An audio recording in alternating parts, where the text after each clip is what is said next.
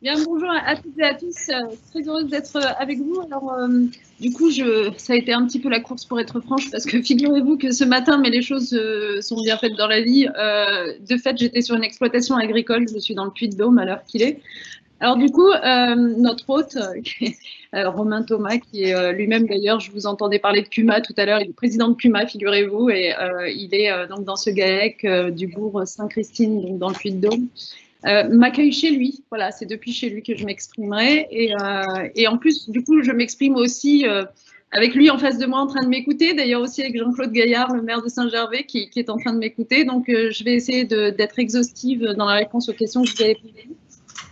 Je vais commencer par vous dire que pour nous, l'alternative, donc, dont je redis que c'est une liste de gauche, comme vous l'avez bien compris, qui est elle-même un rassemblement de plusieurs forces de gauche, une dizaine en réalité de forces de gauche, que j'ai l'honneur de tirer.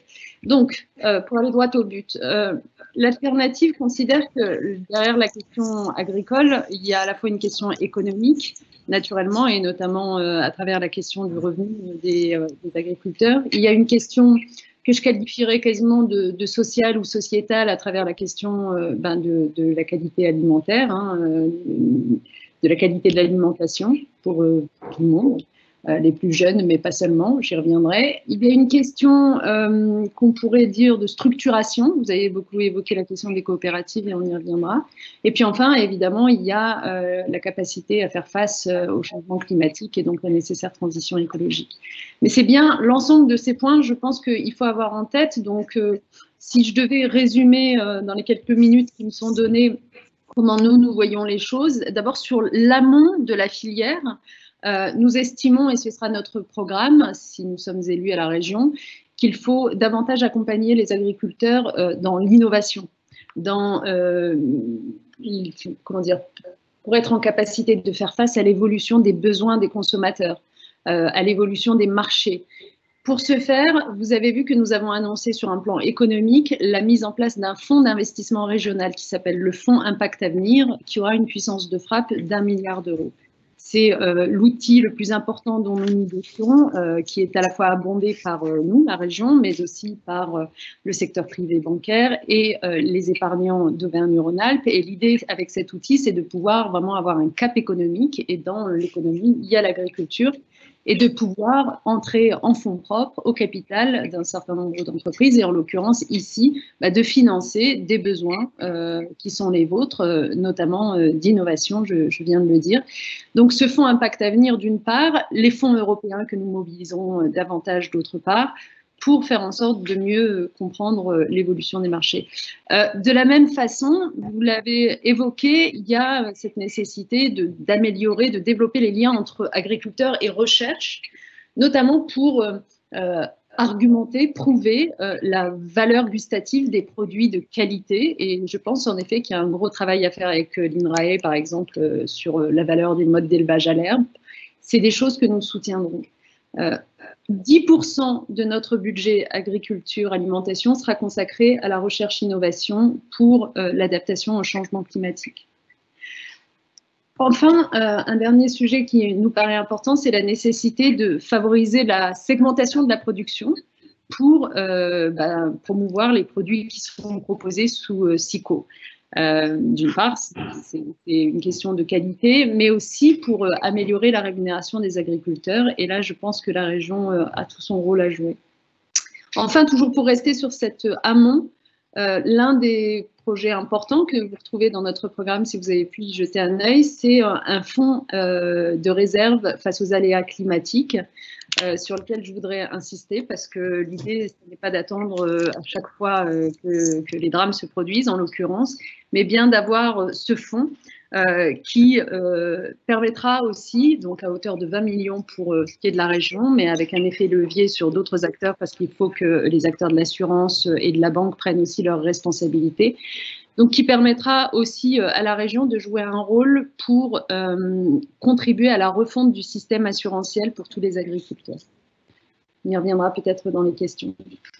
Je poursuis. Évidemment, dans cet amont de la filière, nous avons aussi la volonté d'encourager la conversion en bio des productions, et notamment des cultures de céréales et de légumineuses pour répondre aux besoins non satisfaits actuellement. Je pense à tout ce qui est meunerie ou boulangerie.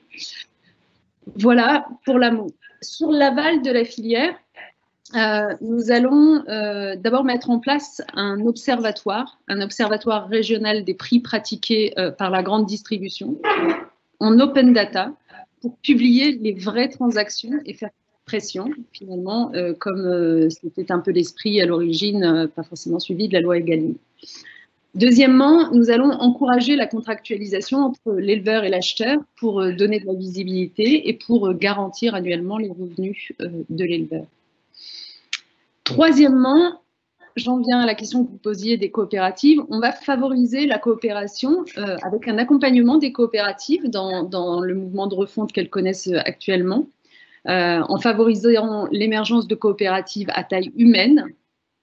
Et bien sûr, nous allons favoriser la création d'organisations de producteurs, d'alliances de producteurs pour tout simplement créer de nouveaux débouchés de vente, comme j'ai eu l'occasion de le constater dans bien des endroits. J'étais par exemple il y a quelques temps à la halte paysanne à Morse, qui est un très bel exemple de coopérative de vente. Donc, pourquoi est-ce que nous avons cette attention particulière pour ces coopératives? Parce que clairement, pour nous, ça permet à la fois d'agir sur le revenu des producteurs, d'améliorer la qualité des produits pour le consommateur, et puis, l'un d'entre vous le disait tout à l'heure, bien sûr, de dynamiser les territoires. Sur la décarbonation de l'agriculture, notre intention, c'est d'accompagner les agriculteurs dans cette décarbonation de leur activité. Concrètement, nous ressentons de leur part, très nombreux d'entre vous nous l'ont dit, le besoin dans cette démarche de ne pas simplement subir des injonctions, des conditions, mais d'être accompagné véritablement. Et c'est la raison pour laquelle nous commencerons par financer des diagnostics CAPSER, des diagnostics personnalisés, et accompagner ensuite, à partir de ces diagnostics, dans les mesures nécessaires de décarbonation. C'est-à-dire un financement de la recherche-action sur des pratiques agricoles nouvelles qui permettent de lutter contre le changement, par exemple d'autres plants plus résistants au changement climatique, mais aussi un accompagnement sur les investissements nécessaires, puisque ça a été évoqué tout à l'heure. Mais donc, on est bien dans cette logique de on fait le diagnostic et puis ensuite on accompagne. Il y a un deuxième sujet dont vous avez parlé, et qui est souvent revenu évidemment dans mes conversations aussi avec les acteurs, c'est la question de la ressource en eau. Notre intention est de négocier des programmes de cogestion des espaces naturels pour économiser l'eau, pour préserver la ressource et privilégier les espèces, les variétés, les pratiques culturelles économes en eau et limiter le recours à l'irrigation. Voilà. Enfin, juste pour continuer sur la question de la philosophie qui est la nôtre, nous souhaitons évidemment contribuer à évoluer la doctrine que nous trouvons trop libérale de Paris et de Bruxelles sur l'agriculture française. Notre intention est vraiment de valoriser davantage les pratiques agroécologiques et extensives. Donc ça, c'est en discussion en ce moment et nous voudrions que la région joue un rôle et une voix peut-être plus forte pour peser sur ces enjeux-là aussi. J'en viens à la question de l'alimentation. La qualité. Précisément 2 minutes, Madame Bellegarde. Et c'est exactement ce qu'il me faudra pour vous dire que sur la question de l'alimentation, dans les cantines scolaires, qui est un formidable levier pour nous, d'ici 5 ans, nous serons à 100% en produits exclusivement locaux. Et ça, c'est extrêmement important. Nous aurons aussi des repas qui seront moins chers pour les familles, et notamment les familles les plus modestes, puisque nous irons jusqu'à 1 €. Nous mettons de la tarification sociale et nous allons jusqu'à 1 € pour les familles les plus modestes. Évidemment, la différence de prix, parce que l'alimentation sera prise en charge par la région. Nous l'estimons à 50 millions par an. Nous prendrons en charge, nous ferons en sorte que ce soit des repas évidemment de qualité. Et puis peut-être un dernier mot, puisqu'il m'en reste un, sur l'installation des jeunes agriculteurs.